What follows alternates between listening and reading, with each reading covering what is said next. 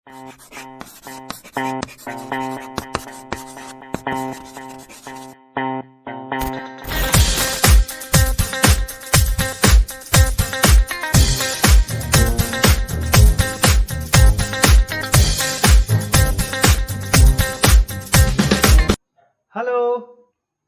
कल हम लोगों ने जो वीडियो बनाया उसमें हम लोगों ने फेमस पर्सनालिटीज के कुछ लोगों के बारे में पढ़ा, देखा उनको अच्छे से।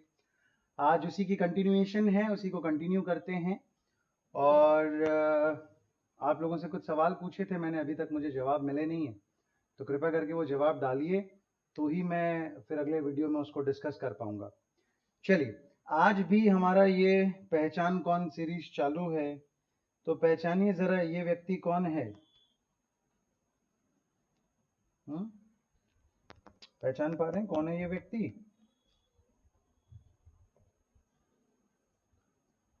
अभी अब तो पक्का पहचान पा रहे होंगे।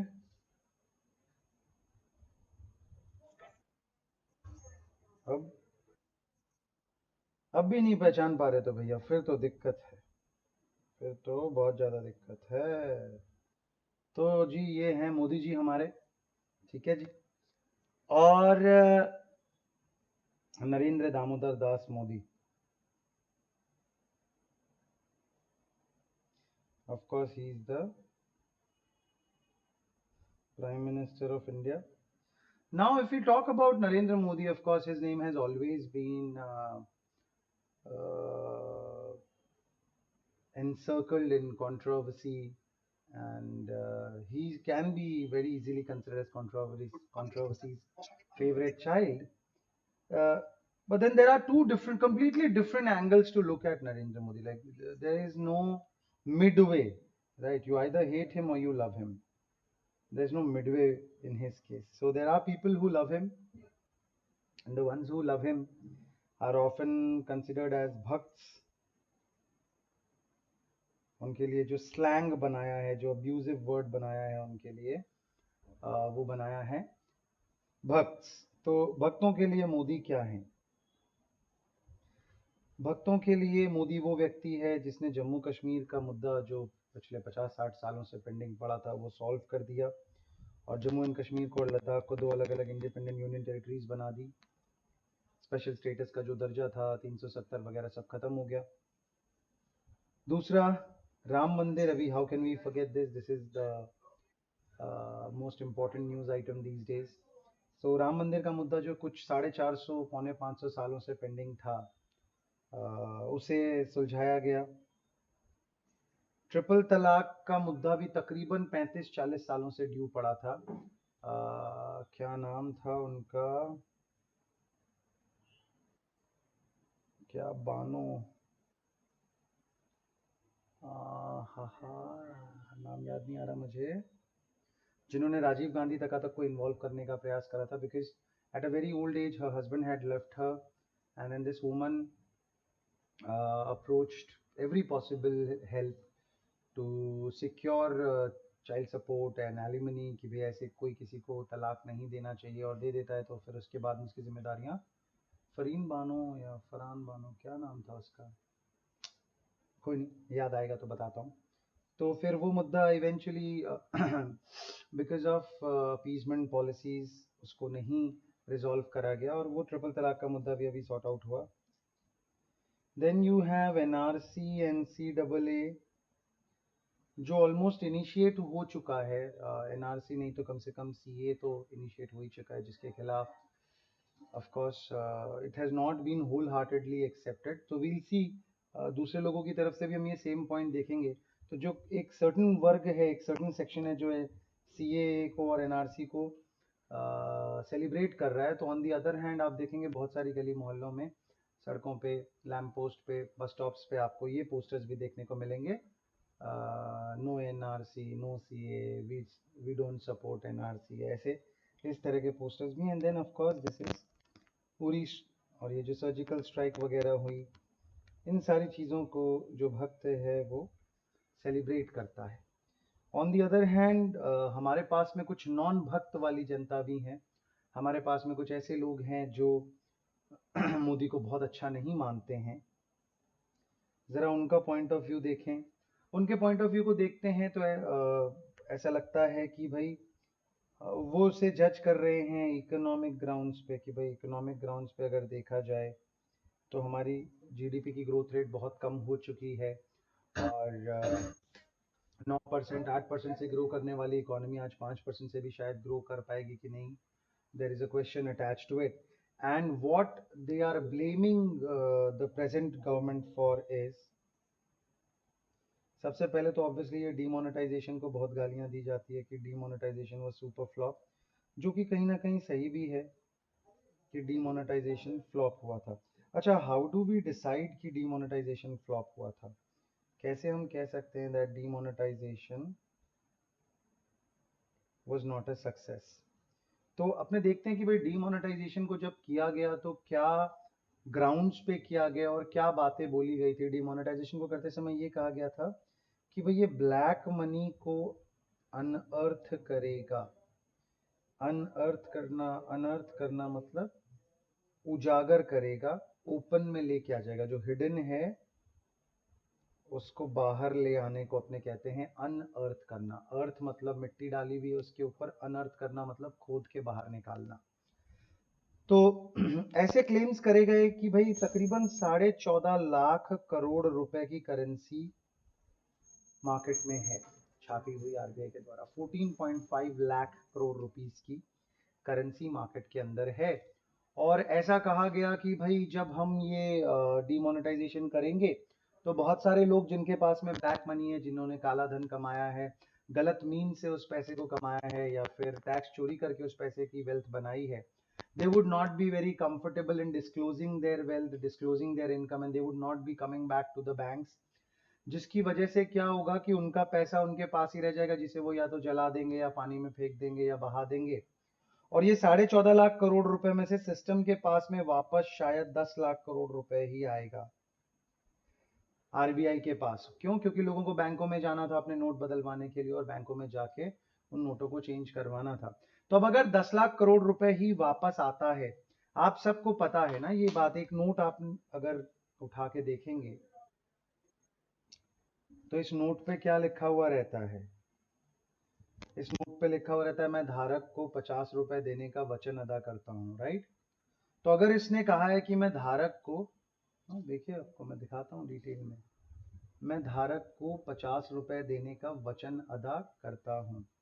तो अब अगर कहा है कि मैं धारक को 50 रुपए देने का वचन अदा करता हूँ, यानी कि ये नोट अगर आरबीआई तक पहुंचता है तो आरबीआई की लाइबिलिटी है।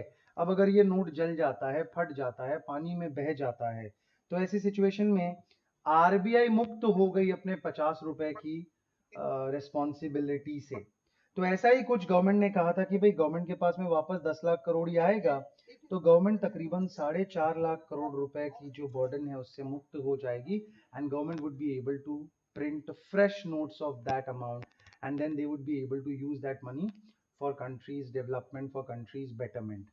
बट हुआ फिर क्या? जब डिमोनेटाइजेशन का काम चल रहा था देन हुआ कुछ ऐसा कि भाई 11 लाख करोड़ आ गए, 12 लाख करोड़ आ गए, 13 लाख करोड़ आ गए, 14 लाख करोड़ आ गए, और लास्ट में जाके एक बहुत ही पीनट वाला अमाउंट था जो शायद नहीं आया था, जो शायद जेन्युइन कारणों से हमारे तुम्हारे घरों में गुल्लक के अंदर रह गए। कुछ नोट मम्मियों ने इधर उधर छुपाए थे, उनको याद नहीं आया, बहन ने कुछ नोट इधर उधर छुपा रखे थे, वो उसे याद नहीं, और वो नोट शायद रह गए। वरना बाकी लगभग सारा का सारा जो पैसा था वो सिस्टम तक पहुंच गया। और इनफैक्ट देखिए कितनी खूबसूरत उसकी लॉन्ड्री हो गई।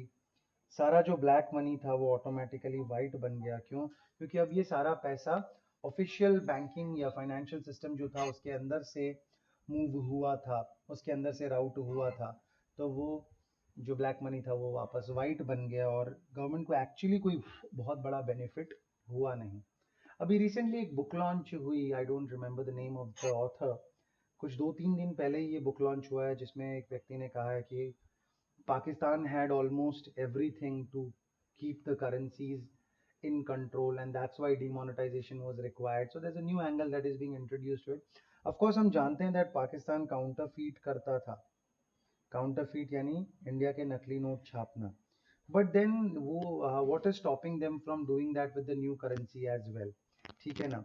तो बहुत सारे जो कारण दिए गए थे फॉर डीमोनेटाइजेशन, उसमें ऑफ कोर्स सबसे पहले कारण में ये ब्लैक मनी का एजेंडा था। एक और जो कारण दिया गया था वो ये था कि भाई टेरर फाइनेंसिंग पे रोक लगेगी, यानी कि स्पेसिफिकली अगर मैं बीजेपी की भाषा इस्तेमाल करूं तो जो पत्थरबाज हैं जम्मू कश्मीर के, उनको जो 500-500 रुपए दे के कोई भी बरगला के पत्थर फेंकने के लिए आर्मी के ऊपर ले आता था, वो बंद हो जाएगा। और जो टेरर फाइनेंसिंग हो रही है उस पर बहुत बड़ी रोक लगेगी। That remains to be seen, because इसके बाद में अभी तो जो सर्कमस्टांसेस जम्मू एंड कश्मीर में है, वहाँ पे आर्मी डिप्लॉयमेंट काफ़ी ज़्यादा रहा है, of course because of the repeal of 370 and जो जम्मू एंड कश्मीर को अलग अलग हिस्से में बांटा गया है। तो we need to see yet the effectiveness of that, ठीक है। बट फाइनेंशियल टर्म्स में या इकोनॉमिक टर्म्स में तो ऑब्वियसली वो सुपर फेल ही रहा, क्योंकि लोगों ने जुगाड़ करके सेटिंग करके। वैसे आप लोग याद कीजिए कैसा दिन था वो 8 तारीख की जो वो रात थी जब डीमोनेटाइजेशन डिक्लेयर हुआ था। क्या माहौल था आपके घरों में? क्या आपके घरों में लोग रात को आसानी से जिस समय नॉर्मली सोया करते थे उसी समय सो गए थे या जगे हुए थे? अगर सब चैन की नींद सो गए थे तो आपके लिए चिंता का विषय है बच्चे, क्योंकि अगर सब चैन की नींद सो गए थे मतलब पापा जी ने कुछ पैसा इधर उधर छुपा के रखा नहीं है, तो जो है वो घर के साथ अंदर ही है और तुम्हें अपने बुढ़ापे के सहारे के लिए खुद ही कमाना पड़ेगा। लेकिन हाँ, अगर वो रात भर बेचैन थे और परेशान थे तो शायद अच्छी बात है, उन्होंने कुछ ना कुछ जुगाड़ करके रखा हुआ है जो आपको शायद काम आएगा। ठीक है जी।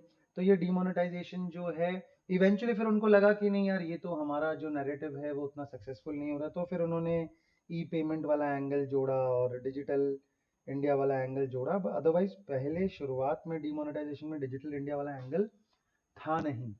बट कैसा है, क्यूमुलेटिवली अगर देखेंगे तो जीएसटी और डिमोनेटाइजेशन दोनों की वजह से डिजिटल पेमेंट्स को बढ़ावा तो ऑफ कोर्स मिल गया है।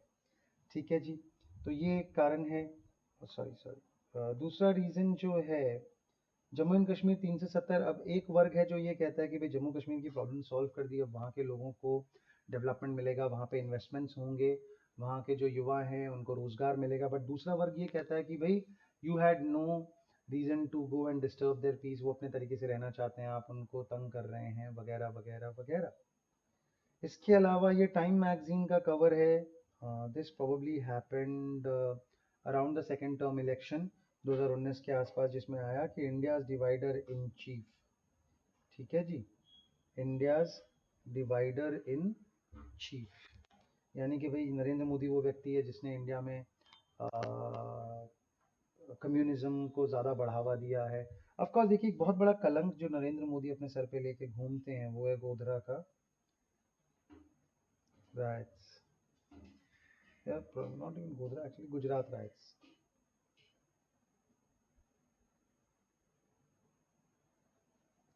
गुजरात राइट। तो हाँ, although on paper supreme court ने उनको क्लीन चिट वगैरह दे दी है, but then of course this is a blot that can never be washed away. ठीक है जी। तो उसकी वजह से डिवाइडर इन चीफ का उनको नाम दिया है। दिस इज जीएसटी, जिसको राहुल गांधी ने कहा है the terror of Gabbar Singh tax is now globally acclaimed. The world bank says it's highest, second highest in the world and one of the most complex. Reality में देखा जाए तो आज की डेट में इंडिया का जीएसटी का जो टैक्स रेट है वो वर्ल्ड्स हाईएस्ट है। 28% का जो अपने जीएसटी टैक्स चार्ज करते हैं कुछ चीज़ों पे, दुनिया में कहीं पे भी इतना हाई जीएसटी का टैक्स रेट नहीं है। But then what remains to be seen is and what needs to be appreciated is, दुनिया में अगर टैक्स स्ट्रक्चर है तो इसका कवरेज बहुत बड़ा है, यानी कि almost all are paying taxes. So when everybody is paying taxes, अगर टैक्स रेट थोड़ी कम भी होती है तो भी गवर्नमेंट का कलेक्शन बहुत अच्छा होता है। लेकिन अपने यहाँ पे क्या है, ऐसा था almost no one is paying taxes, तो इस वजह से टैक्स रेट काफ़ी हाई है। तो आशा करते हैं कि जैसे जैसे टैक्स नेट बड़ा होता जाएगा, ज़्यादा से ज़्यादा लोग जीएसटी के एम्बिट में आते जाएंगे, कवरेज में आते जाएंगे, तो ऑटोमेटिकली ये जो टैक्स स्ट्रक्चर है ये थोड़ा अमीलियोरेट होगा। अमीलियोरेट वर्ड का मतलब होता है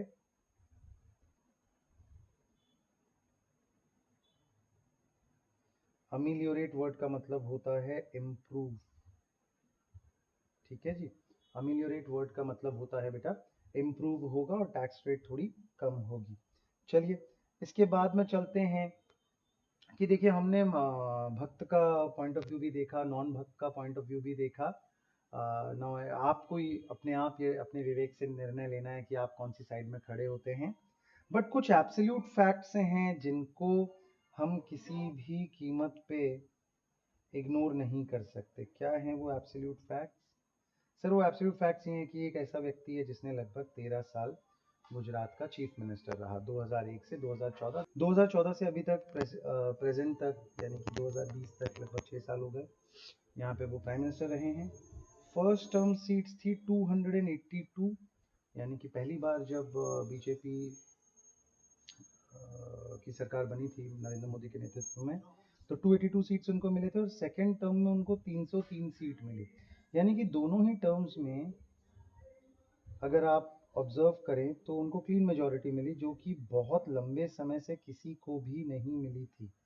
क्लीन मेजॉरिटी पार्टी को मिलना वॉज प्रॉब्ली राजीव गांधी के टाइम पे लास्ट संभव हुआ था, उसके बाद कभी संभव ही नहीं हुआ। ना पीवी नरसिम्हा राव के टाइम पे, ना अटल बिहारी वाजपेयी के टाइम पे, ना मनमोहन सिंह के 2 टर्म्स जो हुए उन दोनों टर्म्स में भी गठबंधन की सरकार, मिलीजुली सरकार, यही सब चल रहा था। तो बहुत लंबे समय के बाद में किसी को क्लीन मेजॉरिटी मिली एंड सेकेंड टर्म में ज्यादा सीटें मिली, 282 के मुकाबले 303 सीट्स मिली, जो कि एक बहुत बड़ी बात है। ठीक है, आप सब जानते हैं कि पार्लियामेंट जो होता है उसमें 542 प्लस 3 जो एंग्लो इंडियन की 543 प्लस एंग्लो इंडियन के लिए नॉमिनेट करने की 2 सीटें हुआ करती थी, 545 का आंकड़ा हुआ करता था। तो वहाँ पे अगर ये इतनी सीटें लेके आए हैं सिंगल पार्टी अपने दम पे, तो maybe there something that is clicking with the public.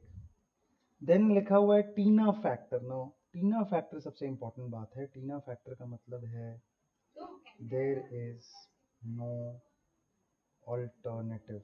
There is no alternative. There is no alternative यानी कि ऑपोजिशन। आप एक बात सोचिए, आपको एक बात पता है, मेरा आपसे एक छोटा सा सवाल है, आप इसका ना जवाब मुझे पता करके बताइए कि अभी रूलिंग गवर्नमेंट कौन है, आपको पता ही है। किसकी रूलिंग गवर्नमेंट है सर? बीजेपी की है। प्लस उसके जो एलाइज हैं उनको मिला के हम एनडीए कहते हैं। ठीक है जी, बहुत बढ़िया। अब मेरा आपसे सवाल ये है कि पार्लियामेंट में ऑपोजिशन पार्टी कौन है? बस इतना सा सवाल है। क्या सवाल है? इंडिया के पार्लियामेंट में ऑपोजिशन पार्टी कौन है? ये आप सवाल का जवाब पता करके मुझे कमेंट सेक्शन में बताएं। पार्लियामेंट में ऑपोजिशन पार्टी कौन है? ठीक है, सिंपल सा सवाल। चल, ओके। अब हम एक और पहचान कौन पे आए हैं, और आपको एक्चुअली क्या हो गया बेटे, इतनी ज़्यादा हड़बड़ी क्यों है? पहचानिए कौन है ये व्यक्ति। यहाँ देख के शायद आप पहचान जाएं। This is Donald Trump. ये उनका एक शो आता था द अप्रेंटाइज करके, जिसमें he was pretending to be a rich man। ऐसा शो का सेटअप था। That's what he does really well, pretend to be a rich man, right? So of course Donald Trump, और नरेंद्र मोदी की भाषा में कहें तो डोनाल्ड ट्रम्प। डोनाल्ड ट्रम्प आप लोग जानते हैं कि यूएस के प्रेसिडेंट हैं। बहुत ही बढ़िया। क्या टाइमलाइन है इनकी? 1946 Trump is born in New York City. 1968 Trump graduates from the University of Pennsylvania Wharton School of Finance. 1971 Trump takes control of his father's real estate company. So his father was anyways engaged into real estate business. And Trump Tower opens in Manhattan. This is probably the most iconic building, not just in Manhattan, not just for the Trump family, but also for Manhattan. Trump Tower जो है 1983 में हुआ। 2004 में apprentice television series का debut हुआ and it was a hit. This is the only super successful thing that he's had.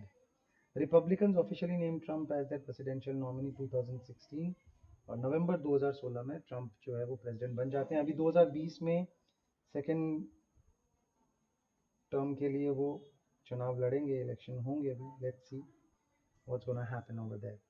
ठीक है जी, Joe Biden हैं ये हैं, देखते हैं क्या होता है, कौन जीतता है।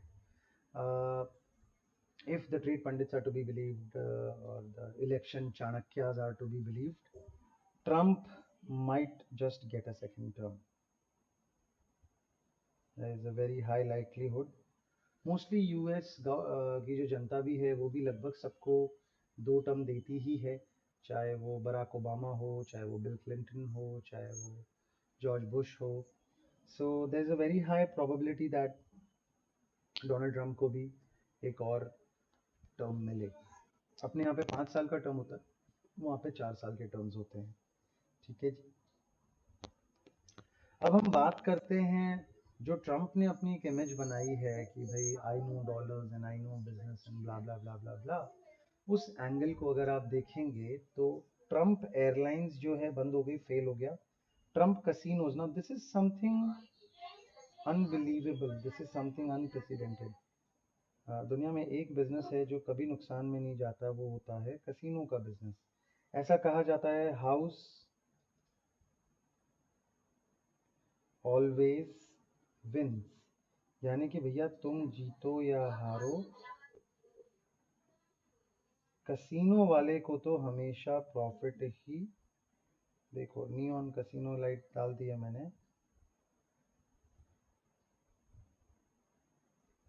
कसिनो वाले को तो हमेशा मुनाफा ही होता है, कसिनो वाला तो हमेशा प्रॉफिट में ही रहता है। बट ये एक विचित्र सी चीज हुई है कि यहाँ पे कसिनो वाला ही लॉस में चला गया है, और एक बार नहीं उसके सारे कसिनो बंद हो गए हैं। डोनाल्ड ट्रंप अभी तक कुछ 6 बार बैंक्रप्सी फाइल कर चुका है। ठीक है, 6 बैंक्रप्सीज हो चुकी है।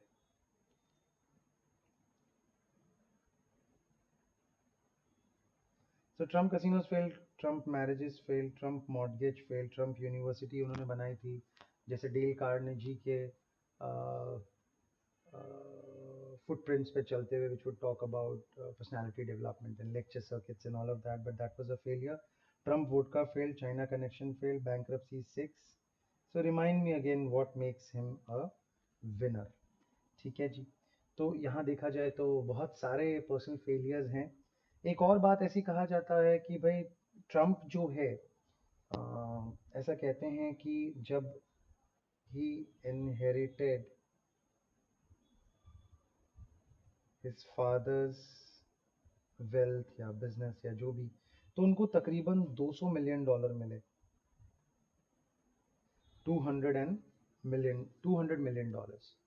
ये $200 मिलियन को उन्होंने कुछ नहीं किया होता, सिर्फ रियल एस्टेट में इन्वेस्ट कर दिया होता तो आज उसकी वैल्यू कुछ $20 बिलियन की होती।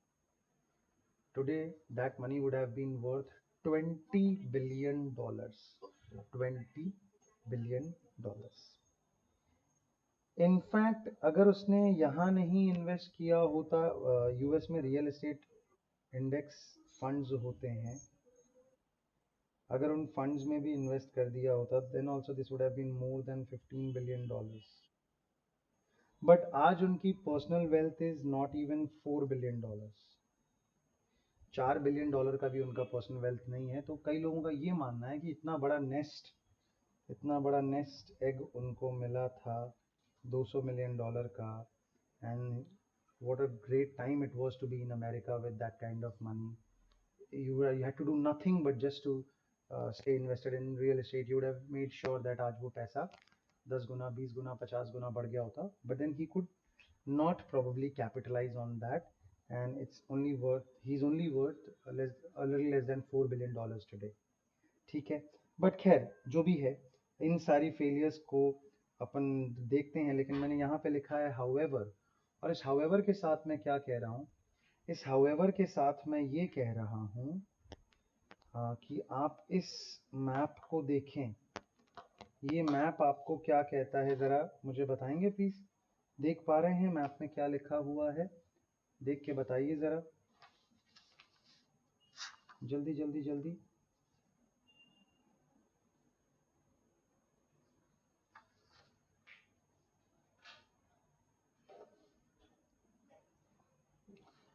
तो ऑब्वियसली आप सबको पता होगा कि जब ट्रम्प इलेक्शन लड़ रहे थे 2016 में, सॉरी 2014 तो हमारे मोदी जी का है,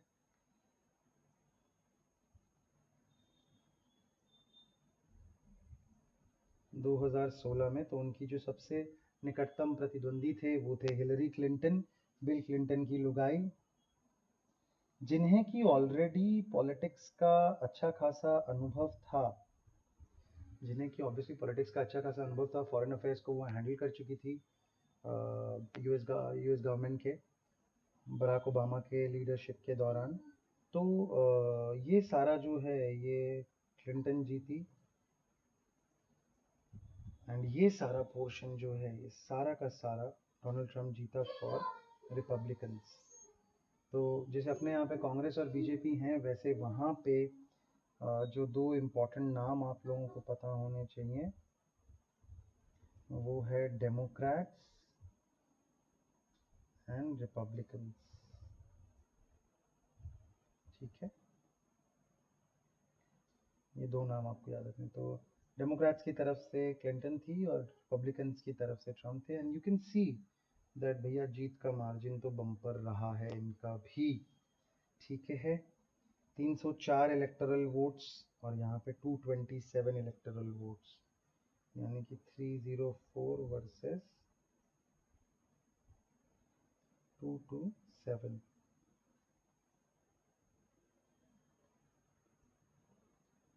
सो इस तरह का रहा है। ठीक है जी। तो what is to be seen over here is that suddenly world over soft leaders or probably liberals as they are being called as, and इसके साथ साथ जो लेफ्टिस्ट एजेंडा है कम्युनिज्म वाला, ये सारी चीजें they are losing their popularity, and right wing या radical या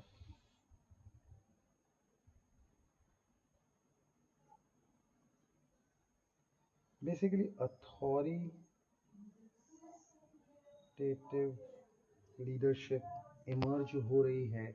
और वर्ल्ड ओवर में राइट विंग का मतलब क्या होता है? राइट विंग का मतलब होता है जो थोड़े रिजिड होते हैं, फंडामेंटलिस्ट होते हैं।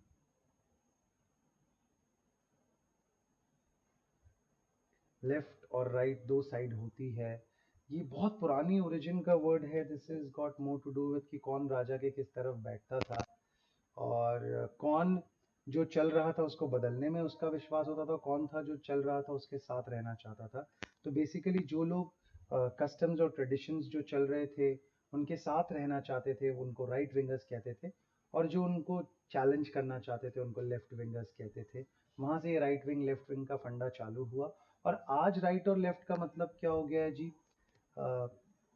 बेसिकली आज इंडिया के कॉन्टेक्स्ट में तो अगर मैं बात करूं तो राइट विंग और लेफ्ट विंग बहुत हद तक धर्म के नाम पे बट गया है। और भाजपा जो है जिसे कि एक प्रो हिंदू पार्टी समझा जा रहा है, उसे राइट विंगर मान लिया जाता है, शिवसेना को या भाजपा को। और दूसरी तरफ जो सीपीआईएम वगैरह जो हैं ये लेफ्ट विंगिंग पार्टीज हैं जो कि कम्युनिज्म की बात करती हैं। लेकिन communism has lost its flavour. आज दुनिया के लिए जो सबसे बड़ी कम्युनिज्म की सोशलिज्म की मिसाल थी वो रशिया था, और रशिया बर्बाद हो गया। यूएसएसआर जो कि किसी ज़माने में वर्ल्ड पावर हुआ करता था, आज उसका उतना वजूद, उस तरह का रुतबा नहीं रहा है। और अब ले दे के अगर कहीं पे थोड़ा बहुत बचा है तो वो चाइना में बचा है, उसके अलावा बाकी सब जगह अब कैपिटलिज्म ने जगह ले ली है। और ये भी एक और एंगल है, ये राइट विंग के साथ कैपिटलिस्ट वर्ड भी आप जोड़ सकते हैं। और इसी तरह के leaders all over the world ज़्यादा प्रोमिनेंट हो रहे हैं, चाहे वो हम रशिया की बात करें व्लादिमीर पुतिन की, या नरेंद्र मोदी की बात करें, या डोनाल्ड ट्रंप की बात करें। तो इस तरह के लीडर्स का ज़्यादा बोलबाला दिखाई दे रहा है। ठीक है, चलिए। हाउडी मोदी, हाउडी मोदी आप सबको याद होगा बच्चों। Shared dreams bright futures, basically tourist company चला रहे हैं, भी तू मुझे तेरा घर घुमा दे, मैं तुझे अपना घर घुमा दूंगा। तो मोदी जी को ट्रंप ने घुमाया और ट्रंप ने फिर वापस मोदी जी को घुमाया। ओके, आपके एग्जाम पॉइंट ऑफ व्यू के लिए, एमसीक्यू पॉइंट ऑफ व्यू के लिए आपको क्या याद रखना है? सितंबर 22 2019 को कहाँ पे हुआ? ह्यूस्टन में हुआ। कहाँ पे हुआ? ह्यूस्टन टेक्सास में ये वाला प्रोग्राम हुआ। A community summit in honour of the prime minister of India. Howdy Modi उसका नाम था, शेयर्ड ड्रीम्स ब्राइट फ्यूचर उसका टैग था। ठीक है जी, तो तारीख और ह्यूस्टन याद रखना सबसे ज़्यादा ज़रूरी है। ठीक है जी, ये इस तरह का कुछ क्राउड आप देख सकते हैं, काफ़ी भीड़ उमड़ी इनको देखने के लिए। और फिर इसी का रेप्लिका, इसी का काउंटर पार्ट इंडिया में करा गया, और ये उस वहाँ के फोटोग्राफ्स से हैं। और ये फोटोग्राफ्स में obviously this is melaena Trump, जो डोनाल्ड ट्रंप की वाइफ हैं। इवांका जो उनकी डॉटर हैं वो भी शायद आई थी इस मीटिंग में। और ये अहमदाबाद में हुआ ऑफ कोर्स। और इसका नाम क्या था? उसका नाम था हाउडी मोदी, इसका नाम था नमस्ते ट्रंप। ठीक है, ये तो आपने देखा होगा जिसमें उन्होंने विवेकानंद, शुचिन, चिंजूरखर, और फिर इसका बदला लेने के लिए मोदी जी ने भी कह दिया डोनाल्ड ट्रंप। ठीक है जी, तो ये इवेंट्स हुए। इसके बाद में हम जिनकी बात कर रहे हैं ये हैं, कौन है ज़रा पहचानो तो जी ये व्यक्ति, पहचान पा रहे हैं आप? नहीं सर। तो ये हैं भारत के रक्षा मंत्री राजनाथ सिंह। कल मैं आपको पिछले वीडियो में यानी कि आपको बता रहा था कि आगे मैं आपको बताऊंगा HAL के बारे में। और HAL हिंदुस्तान एरोनॉटिक्स लिमिटेड के द्वारा बनाया गया ये इंडिजीनियसली डेवलप्ड प्लेन है, तेजस नाम का। And Rajnath Singh became the first defence minister to actually fly this plane. एक फाइटर प्लेन को उन्होंने फ्लाई किया। तो ये यहाँ पे अपना इंस्ट्रक्शंस ले रहे हैं और फिर इन्होंने ये फ्लाइट कंप्लीट करी। ठीक है जी, उसके बाद में आई डोंट नो समहाउ कैसे इनके नैरेटिव में ये फिट बैठ रहा है। हम फेमस पर्सनालिटीज़ की बात कर रहे हैं, अचानक से जियो फाइबर के अनाउंसमेंट की बात आ गई है कि भैया जियो फाइबर 5 सितंबर 2019 से अवेलेबल हो जाएगा। आई डोंट थिंक आपके एग्जाम पॉइंट ऑफ व्यू के लिए इसका कोई खास सिग्निफिकेंस है। तो एग्जाम पॉइंट ऑफ व्यू के लिए इसके ऊपर में अपने को बहुत ज़्यादा ध्यान रखने की ज़रूरत नहीं है। इसके बाद में हम पढ़ते हैं बुक्स एंड देयर ऑथर्स को। कुछ किताबें हैं और उनके ऑथर्स हैं, उनके बारे में हमें पढ़ना है। तो चलिए देखते हैं बुक्स एंड देयर ऑथर्स। आप में से कितने लोग हैं जो किताब पढ़ने के शौकीन हैं? कोई है? किसी को शौक है किताबें पढ़ने का? कुछ खास नहीं। देखिए, किताबें बहुत कमाल की चीज़ होती हैं बच्चों, and it's the most fantastic habit that you can pick up actually.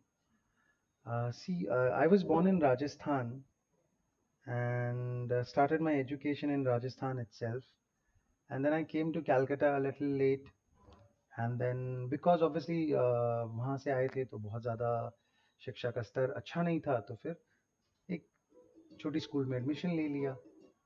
और वहाँ पे हमारे जैसे लोग और थे, तो कभी ये एहसास भी नहीं हुआ कि कुछ चीज़ें आती नहीं हैं या कोई कमियां हैं। बट देन इवेंचुअली क्लास 11 में जाके ना मैंने स्कूल चेंज किया, और क्लास 11 में मेरी स्कूल चेंज हुई, and then I move to Saint Thomas church school, STCS। Saint Thomas church school में मैं आया तो वहाँ पे ऑब्वियसली मेरे मुकाबले बाकी सारे लोगों का स्टैंडर्ड बहुत ही अच्छा था। एंड पहली बार ऐसा लगा कि भैया आप तो किसी और ही दुनिया में रह रहे थे, क्योंकि हमारी स्कूल तो ऐसी थी कि ग्राउंड फ्लोर और फर्स्ट फ्लोर पे हमारी स्कूल थी। मेरी स्कूल बहुत बड़ी थी, 12 माले की बिल्डिंग थी, 12 माले की इमारत थी, लेकिन उसमें से ग्राउंड फ्लोर और फर्स्ट फ्लोर पे हमारी स्कूल थी, और बाकी के जो 11 माले हैं वहाँ पे रेसिडेंशियल अपार्टमेंट थे। तो जब हम सुबह सुबह प्रेयर कर रहे होते, असेंबली लाइन में खड़े होते, तो लोग अपनी बैल्कनी से ब्रश करके कुल्ला कर रहे होते थे। तो कई बार लोगों को वो प्रसाद मिलता था प्रेयर का। ठीक है जी। तो जब ये स्कूल में आए सेंट थॉमस चर्च में, तो यहाँ पे अलग अलग हाउसेज हैं और एलिक्यूशन कंपटीशन हो रही है, डिबेट हो रहा है, ये हो रहा है, वो हो रहा है। तो बड़ा एक इन्फीरियोरिटी आई, बिकॉज हम तो वैसे थे कि स्कूल में अगर किसी ने रैंडम वर्ड यूज करा तो बोला कि तू रैंडम, तेरा बाप रैंडम गाली देता है मेरे को। ऐसा हमारा अंग्रेजी का नॉलेज था, right? But then luckily, St. Thomas School happened, and my principal, I would like to thank her. I mean, fantastic woman, Lorelai Mirza उनका नाम है, and she gave a lot of opportunity, and उनकी वजह से I got to participate in British Council plays and events, and वो जो 2 साल थे एक्सटेंसिवली उनको यूज़ किया अपने आप को पॉलिश करने के लिए। आज मैंने CS भी किया है, MBA भी किया है, कॉर्पोरेट वर्ल्ड में भी काम किया है, और पिछले 7-8 सालों से पढ़ाता भी हूँ। But I would still like to believe कि जितना मैंने उन 2 सालों में सीखा 11 और 12 के दिनों में, उतना शायद मैंने अपनी लाइफ में कभी भी नहीं सीखा है। हमारे स्कूल में लाइब्रेरी का पीरियड हुआ करता था, एंड दैट्स वेयर पहली बार एक्सेस मिला इन किताबों का। तो पढ़ा ही नहीं था कभी आज तक, तो बड़ी दिक्कत होती थी, आपको अंडरलाइन करते रहना पड़ता था, और उस समय मोबाइल वगैरह कुछ था नहीं मेरे पास, तो डिक्शनरी की मदद से सारे मीनिंग पता करने पड़ते थे। बट लगे रहे, बिकॉज एक वो था कि नहीं, आ, हमको भी बराबर होना है किसी के, हमें भी किसी को इम्प्रेस करना है। तो मेहनत रंग लाई इवेंचुअली, एंड 11-12 के साथ साथ थोड़ा इम्प्रूवमेंट हुआ, बहुत सारे इवेंट्स में पार्टिसिपेट किया, कहीं कई बार फेल भी हो गए, कुछ बोल नहीं पाए, चुप रह गए।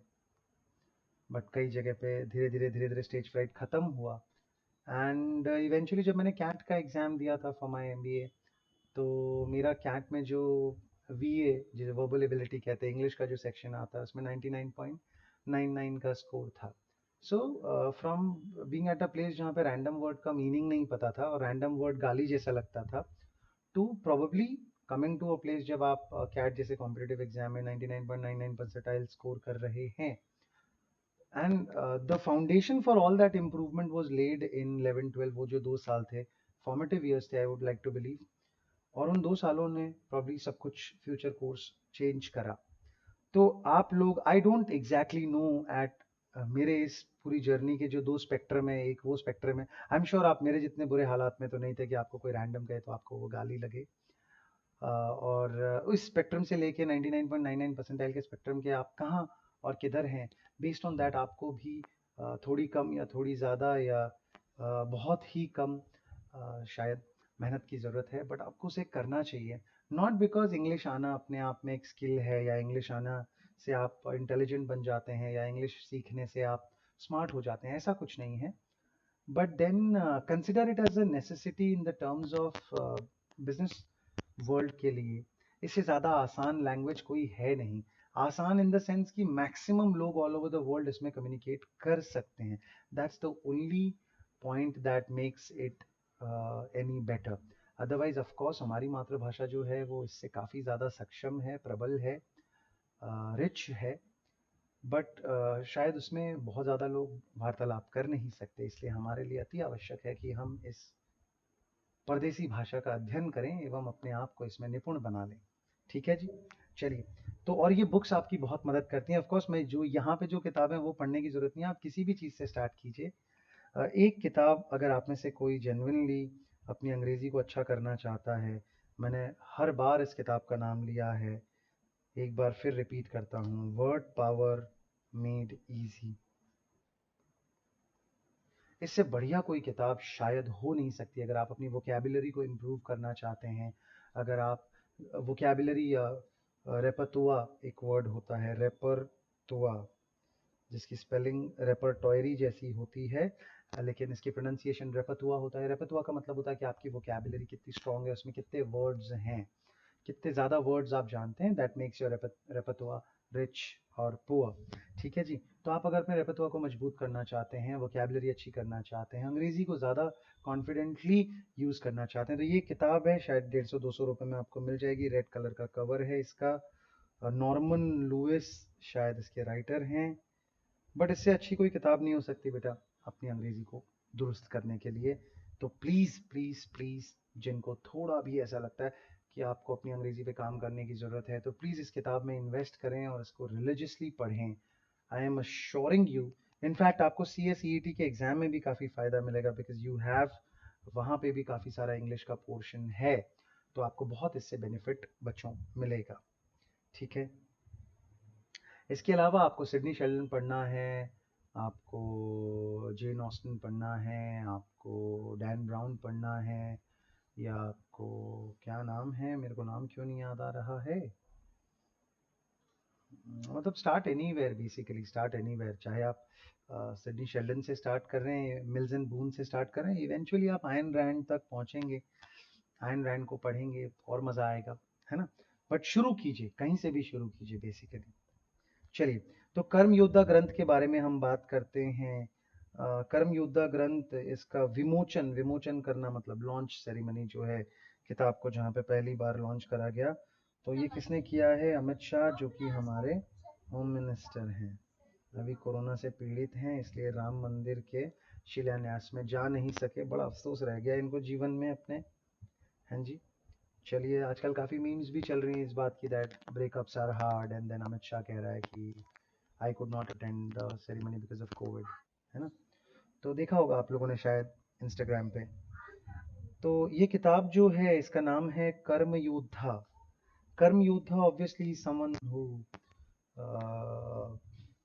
अपने एक्शंस को लेके he is constantly working hard, a fighter, a Hustler. ठीक है जी। जनवरी 7, 2020 को ये कार्यक्रम हुआ, 7/1/2020। ठीक है जी। आइए, एग्जाम में इससे क्या पूछा जा सकता है। The book talks about the 3 parts of PM Modi's life. पहला पार्ट है Modi dedicating his life to an ideology, कि भाई उनकी जीवन में जो फिलॉसफी है। अब देखिए, ये किताब में मैं आपको पहले भी बता चुका हूँ, देखिए जो प्रेजेंट गवर्नमेंट होती है वो ऑब्वियसली हमारे सिलेबस को भी इन्फ्लुएंस करती है, हमारे लिटरेचर को इन्फ्लुएंस करती है। तो पहले नेहरू गांधी परिवार था, तो उसके अकॉर्डिंगली सिलेबसेस होते थे, उसके अकॉर्डिंगली लिटरेचर हुआ करता था। रोमिला थापड़ जी ने काफ़ी मेहनत करी in order to design an education structure which was directed at celebrating that single family। और अब क्योंकि मोदी जी आ गए हैं, तो वो अपने तरीके से अपना, काफ़ी ज़्यादा ICSI ने तो बहुत ज़्यादा मोदी जी की प्रशंसा में तारीफ़ें गाई हैं। So the first part talks about Modi dedicating his life to an ideology, मतलब कि उनकी जीवन में क्या फिलॉसफी रही, राष्ट्र सेवा के प्रति उन्होंने अपने जीवन को समर्पित किया। Second, about him entering politics on the ideals of the संगठन। जब मैं संगठन कहता हूँ, तो ऑब्वियसली संगठन का मतलब क्या हुआ? What are we talking about? 3 letter word, जल्दी बताओ, 1 2 3। कौन सा? RSS, राष्ट्र स्वयंसेवक संघ, जिससे बहुत जल्दी वो जुड़ गए थे, और फिर उसके थ्रू इवेंचुअली वो पॉलिटिक्स में आए।